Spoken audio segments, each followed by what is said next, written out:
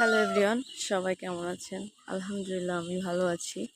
এই যে আমাদের গাছে খেজুর হয়েছে, খেজুরগুলো সব লাল হয়ে পেকে যাচ্ছে। বৃষ্টি তো, চারিদিকে প্রচণ্ড বৃষ্টি। যে বৃষ্টি পুরা, এই যে একটু আগেও বৃষ্টি হয়েছে,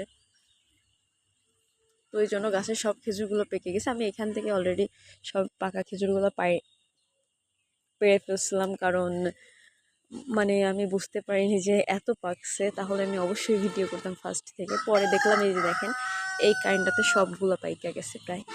এই জন্য মনে করলাম যে তাহলে একটা ভিডিও বানাই। যে এখান থেকে আমি অনেকগুলো ছিঁড়ছি, সব পাকা খেজুর। কত যে সুন্দর লাগে নিজের গাছের খেজুর, তাও গাছ থেকে পাকা খেজুর পাইয়া নেওয়া যে মজা, এটা আসলে বললে বোঝানোর মতো না। এই গাছগুলো আমি অনেক ছোট থেকে দেখতেছি, তারপরে সেই গাছগুলোতে যে খেজুরও ধরছে, সব খেজুর পাকা, সব খেজুর পাকা। এখানে সব খেজুরই পাকা। আমি একটু কিছু আনলে ভালো হতো, এতে রাখতে পারতাম। এই যে এখানে এই সমস্ত সব খেজুরই পাকা, অধিকাংশ খেজুরই পাকা। এই যে পাকা খেজুর, কত সুন্দর। এটা দিয়ে আমরা, আমাদের এদিকে ছাতু বলে, আমাদের খুলনার ভাষায় ছাতু বলে এটাকে।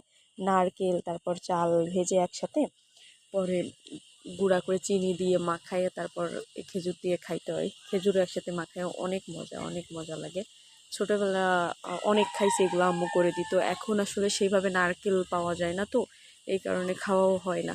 তো যাই হোক, এই যে সব খেজুর পাকা, এগুলো সব ছিঁড়বো। আমি আসলে কিছু আনি নাই, তো এই জন্য আমি রাখতে পারতেছি না হাতে, এইগুলাই ধরছে। সবাই ভালো থাকবেন, সুস্থ থাকবেন, আর অবশ্যই আমার পাশে থাকবেন। আল্লাহ হাফেজ।